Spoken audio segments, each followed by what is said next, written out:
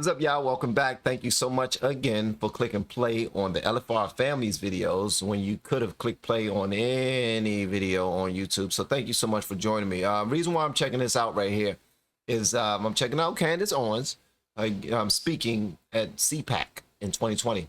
I'm doing this for two reasons. One, because a great supporter of the channel forwarded this to me and asked me to check it out. And a lot of the videos this person has asked me to check out has been on point. So, you know, I trust them and I learned a lot from them. The second reason why I'm checking this out is because Candace Owens, I have so much respect for her. All right. I didn't like her at first and I didn't even know her. Well, that's usually why you don't like somebody, because you don't know enough about them. All right. But she's speaking.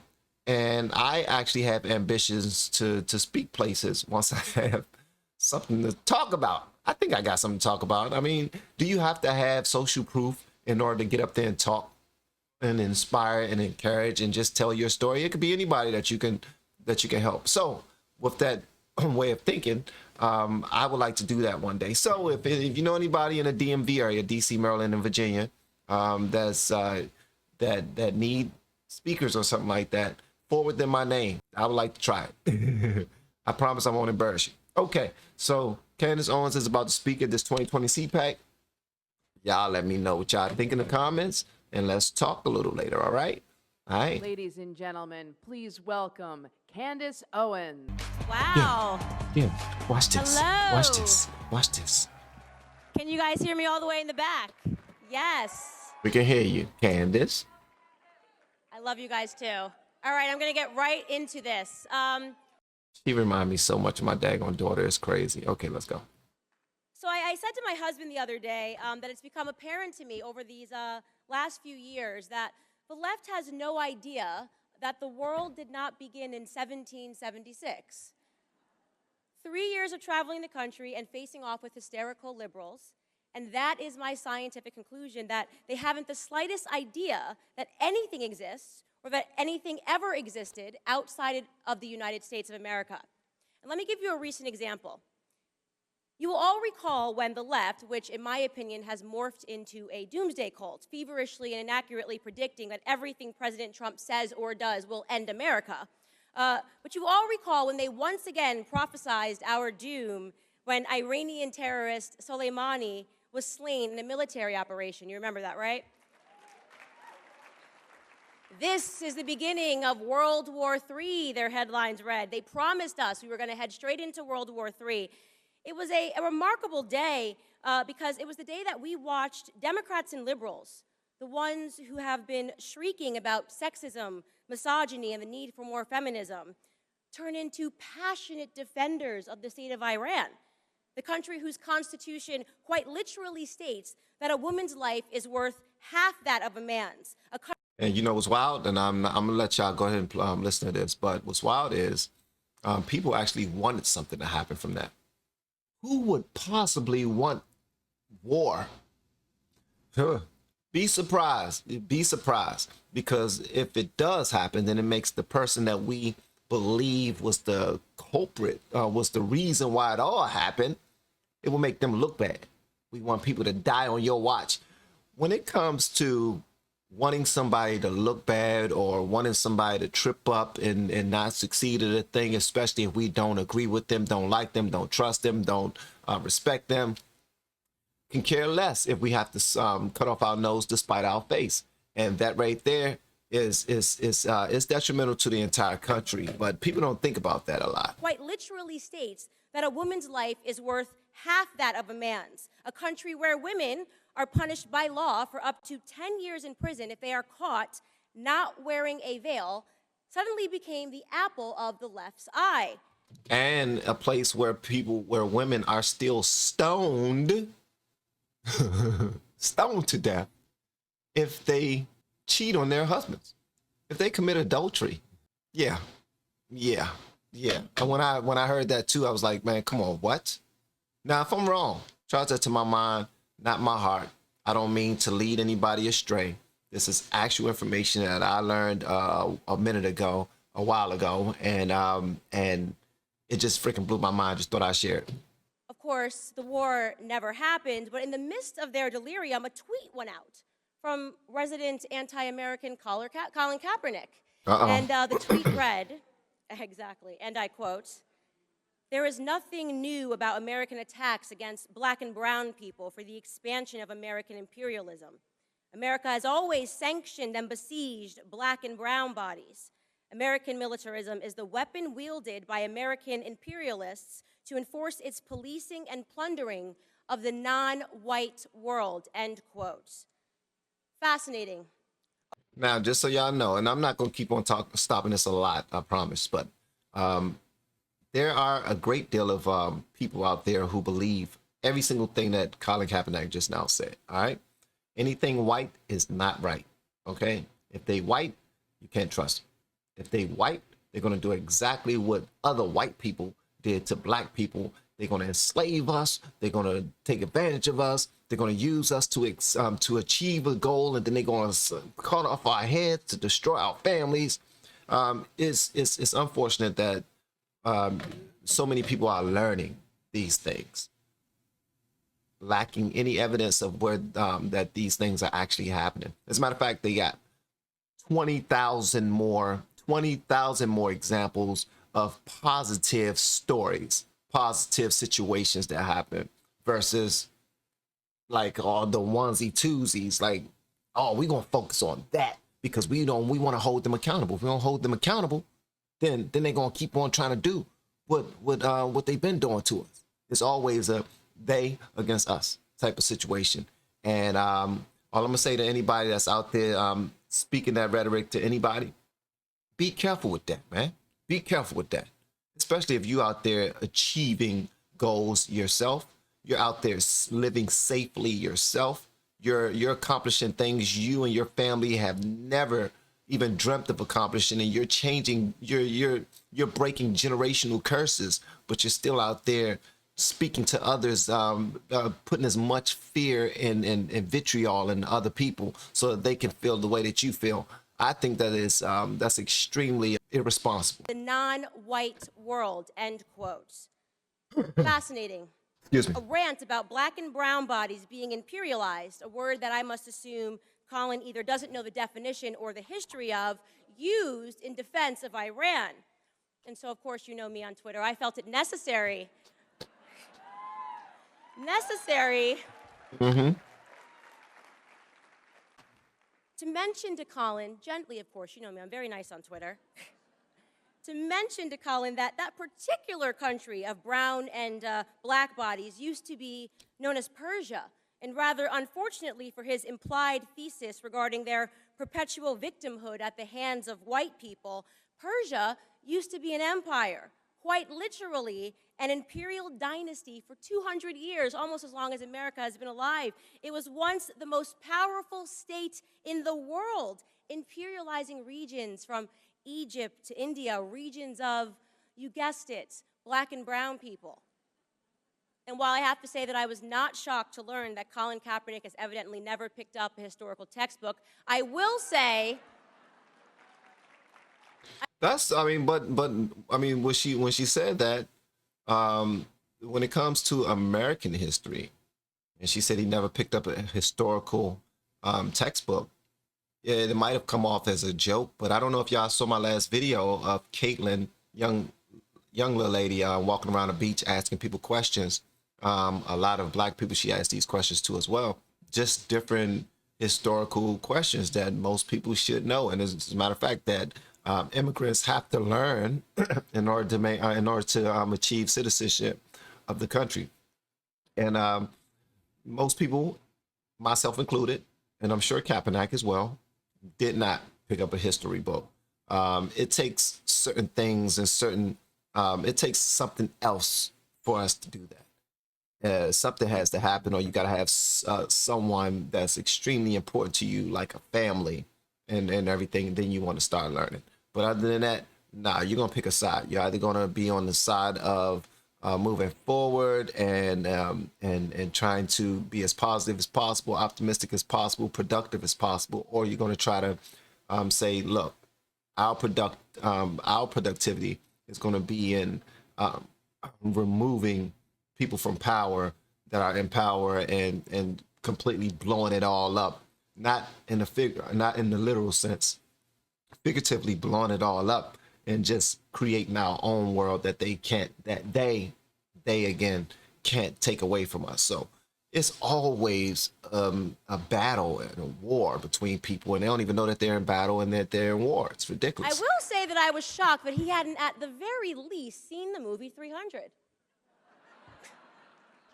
A little movie where the black and brown bodies are looking to imperialize the white bodies in Greece. Maybe he thought it was all made up and fiction. Or maybe Colin Kaepernick isn't earning millions to tell the truth.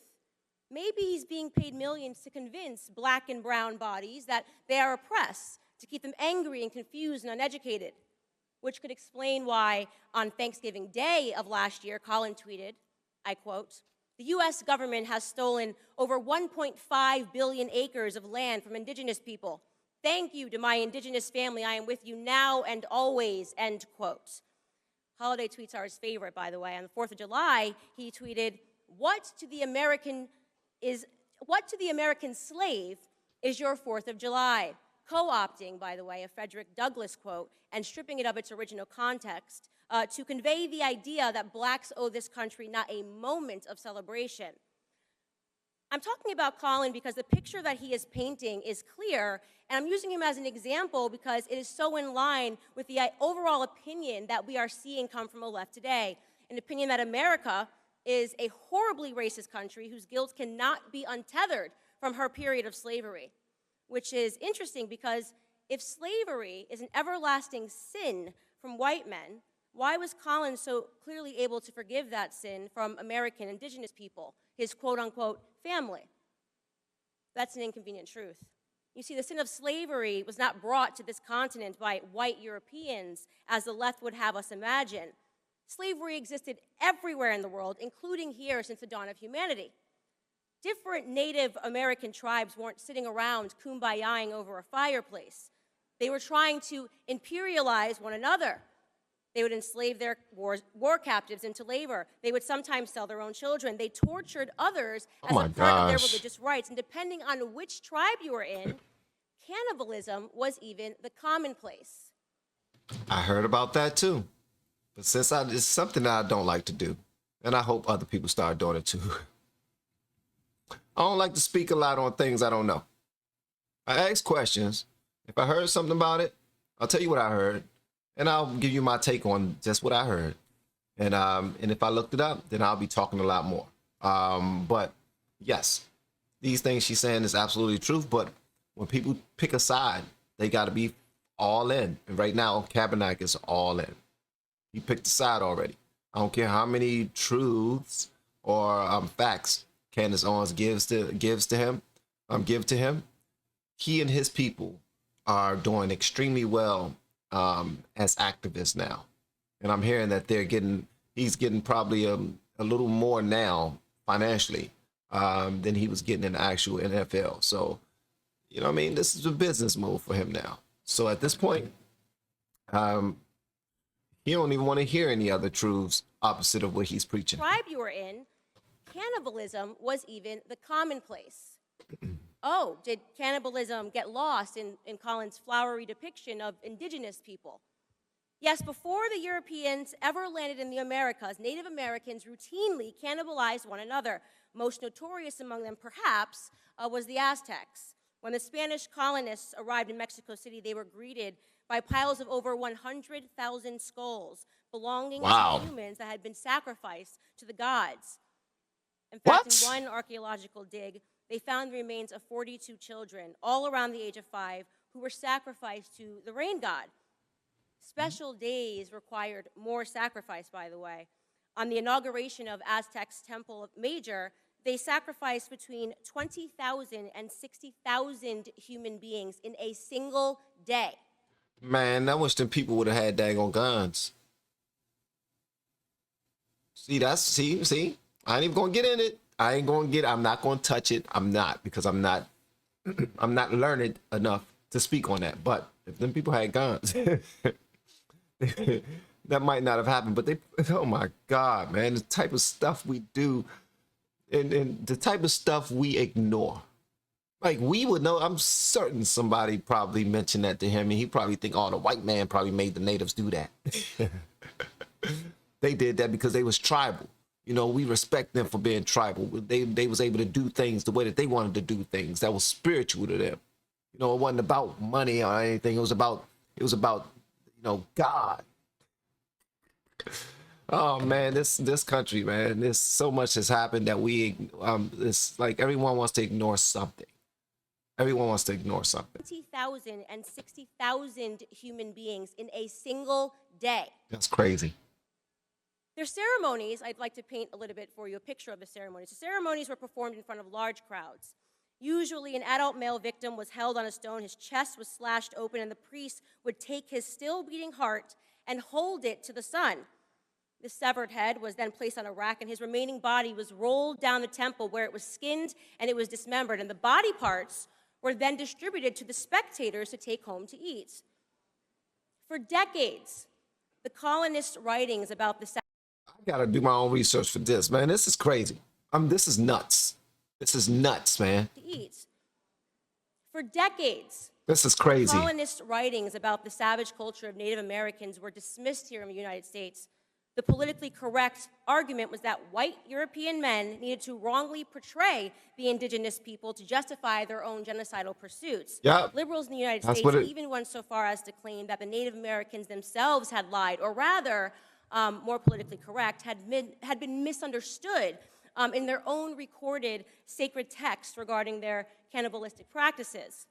Until science happened and anthropology in the year 2000, an anthropologist came and was hesitant to report his findings from Colorado, which he characterized as definitive evidence for sporadic cannibalism in the Southwest of America. Wow. Even the lying, leaking New York Times had to acknowledge the truth in an article that they then published entitled, "New Data Suggests Cannibalism by Ancient Indians." Now, I want to be clear here that my purpose in sharing all of that is not to issue some sweeping condemnation of Native American Indians, nor is it to offer up a vindication for the murderous actions of the early colonists. My purpose here is to simply tell the truth about the history of all men of days past.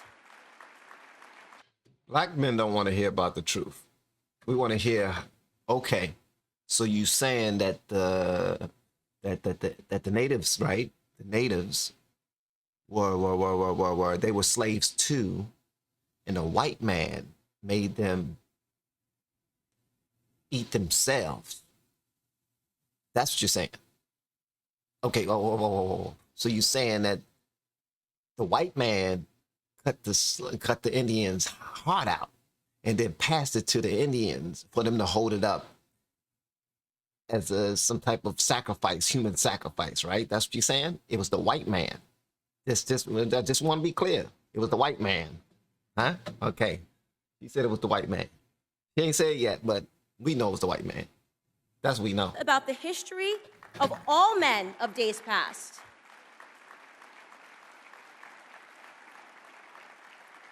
The truth about the history of all men of days past, a history that is complex, ugly, brutish, immoral, and leaves no man, regardless of his skin complexion, guiltless. But the left wants us to believe otherwise. To them, imperialism, cannibalism, murder, slavery, all of these undeniably sinful acts are forgiven in a historical context so long as they were not committed by white men. So, they can forget the murderous Persian Empire. They can forget the cannibalism of indigenous tribes. They can forget the heinous actions of imperialistic Egyptian Empire, the Turkish Empire, the Muslim Abbasid and Rashidun Caliphate empires, the Chinese Qing and Ming empires, the Mongol Empire, the Ottoman Empire, the Japanese Empire. We can forget the fact that the overwhelming majority of the world's empires were not run by white men. They also, by the way, choose to forget the fact that the first to abolish the practice of slavery was Great Britain.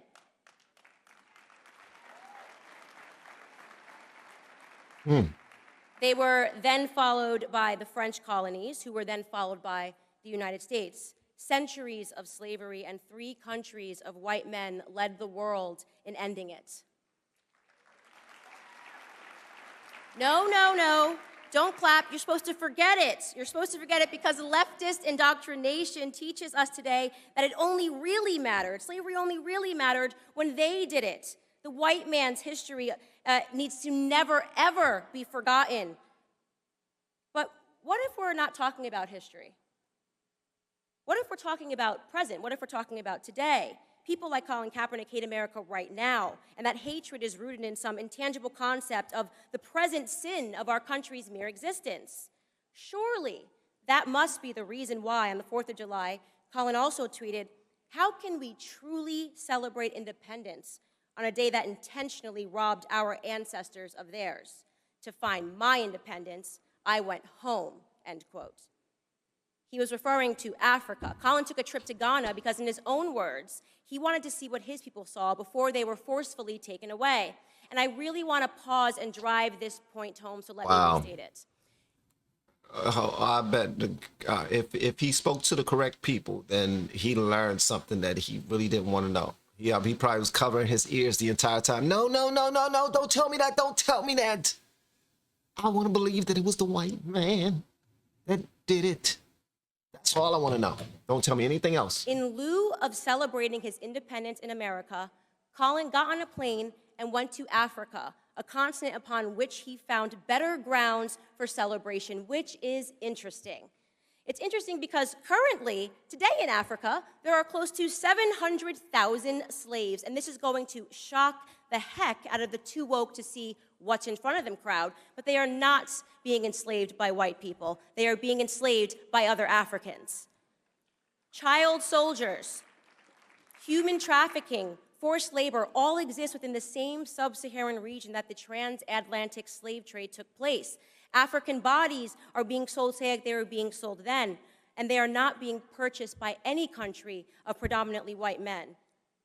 It's a wonder that Colin never mentioned that in Ghana today, his beloved country of emotional reprieve from the horror of America, 20,000 children live in slavery to support the fishing industry along Lake Volta. In fact, it was leftist network CNN that covered the story last year when a boy was rescued from slavery and had explained to them that while in captivity, he was made to work tirelessly, and that if the famished children were caught trying to eat the fish, they were beaten so senselessly that they wished that they had never been born. Wow. Why didn't Colin mention any of this? Why haven't any of the alleged courageous leaders on Black issues of oppression mentioned any of this? Because when you're protecting, when you operate under a certain code, and the code is now protect you whether you're right or wrong. So in his mind, he believes that he's protecting Black people from the point of a family member. Now, say you're in the family, you witness a fight between your husband and someone else, and your husband does something a little dirty that no one else sees, but he does it so that he can survive and get away from that fight.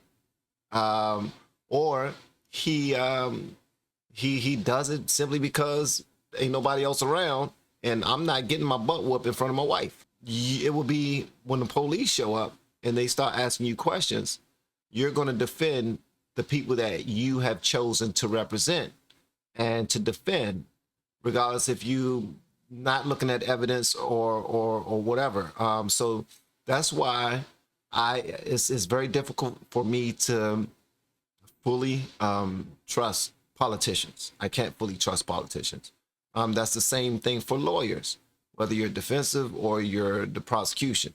It's because everyone come from their own angles and they know all of the information, but the whole point is to angle the information, to structure the information so that the other side is held culpable.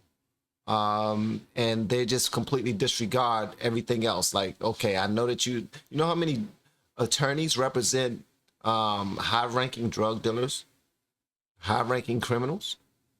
Yeah, Yeah, and these are people who have been sworn to like to do their work. There's like, look, we represent whoever. Just I gotta just don't tell me stuff you don't want me to know, because if I'm asked to testify, I'm not going to perjure myself.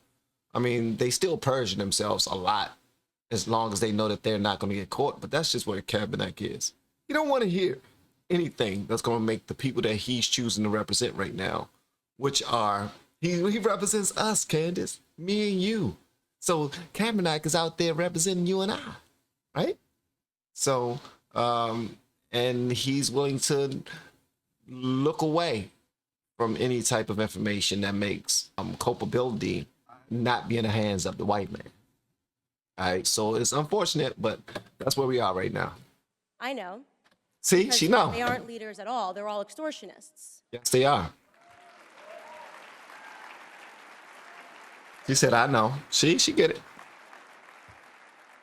Colin extorted Black America to earn millions. Colin extorted Native Americans to maintain his image, and Colin extorted Ghana for a photo op so he could continue to earn those millions. Yep. But Colin wasn't the first, he isn't the only, and he certainly won't be the last. That's right. So, That's right. to Al Sharpton, Jesse Jackson, to Nisi Coates, to CNN, to the New York Times, to MSNBC and their anchors, to every single one of you race hustlers who have extorted Black pain to line your own pockets, who have blindfolded the Black youth against seeing the opportunities that lay beneath their feet here in America. Hold on, before she go on, and I'm not going to stop it anymore. I'm going to let her finish.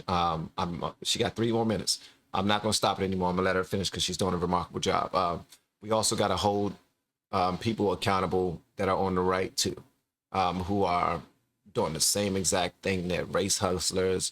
They're country hustlers. They're just lying to people so that they can elevate, so that they can achieve the goals that they want to achieve.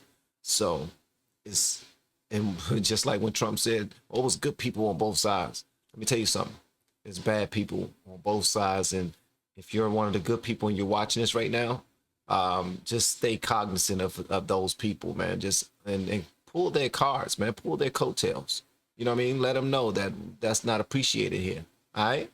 Because if we're trying to be about integrity and what's right, then we definitely want to hold everybody to account. All right? The Black youth against seeing the opportunities that lay beneath their feet here in America, in the land of the free, in the home of the brave. I say this to you. There will be a Blexit, a Black exit.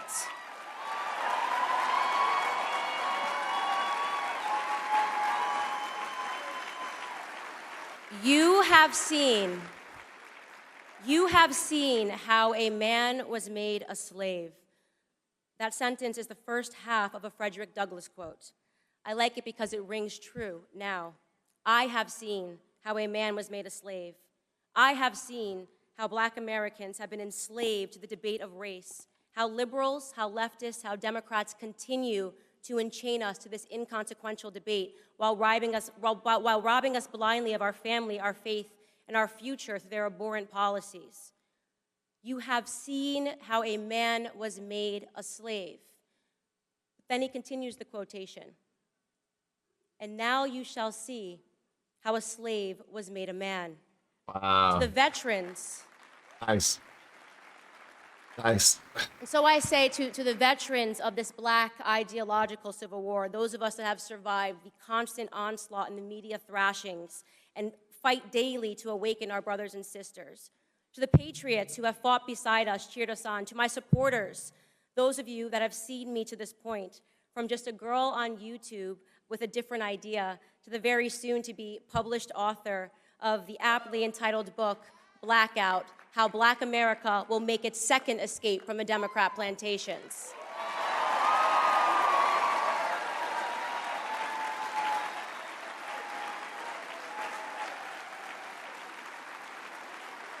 To all of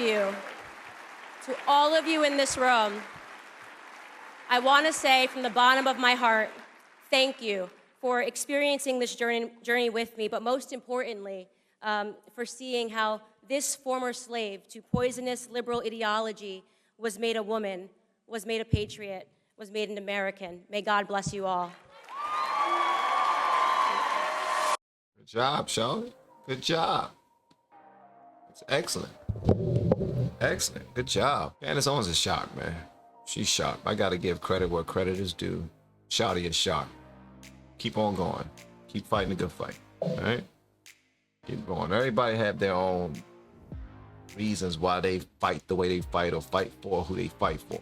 It's like if you catch somebody trying to steal your car, you go over there and you wrestle them off of your door so that they can't steal your car. They will still fight and probably even pull out a weapon, almost as if that's their car that they need to fight for. They know how wrong they are, but they're still going to fight for your car, fight for your stuff. Well, that's life every single day, man. We got people who are good and we got people who are bad or in dire straits, just in bad situations, and they trying to do whatever they gotta do to get out of those situations. And Candace Owens holds them to account. So thank you so much for that. I do want to tell people who feel like they gotta do these things, the bad things, robbing other people of their hard work, things that they achieved, even taking people's lives because you want what's theirs. Let me tell you something. You don't have to do it that way. You don't. It's a lot of people out there who claim that they have to do something, who don't even realize that a lot of people who get out here and achieve great things, remarkable things, have had equally tough lives, probably even worse sometimes. But when you go through what you're going through, you got to see that while you're going through it, that this is what's building you, what's building your character, it's making you who you are. And if you use that energy properly, you will soar. You will soar because it will create a certain dog in you, a certain bit of fight in you that other people who have already had everything easy and had everything handed to them, they don't have that same fight and that same dog in them. But when you make decisions to skip the line and just take somebody else's because you feel like you're entitled to do so, that just slows you down. It slows you down mentally, physically, spiritually, like karma wise, it slows you down. And if you get caught, when you get caught, it's going to slow you down with jail time, with having a record, with trying to get back out there and do things the right way. So people need to take into account there's so many things that you don't have to face. You don't have to live a certain type of life. And when she said the Blexit movement is coming, hey, I believe it, man, because the truth is the truth. Once people learn the truth, it becomes extremely effective. And you don't forget that, all right? But it's y'all turn. Y'all let me know whatever y'all want me to know in the comments below. And if you have yet to hit that subscribe button, please make sure you do so on your way out the door. Once again, guys, I'm Van, and now we are all the LFR family, and I look forward to seeing you on the next video, hopefully inside the Patreon as well. Y'all have been amazing per usual. Love y'all.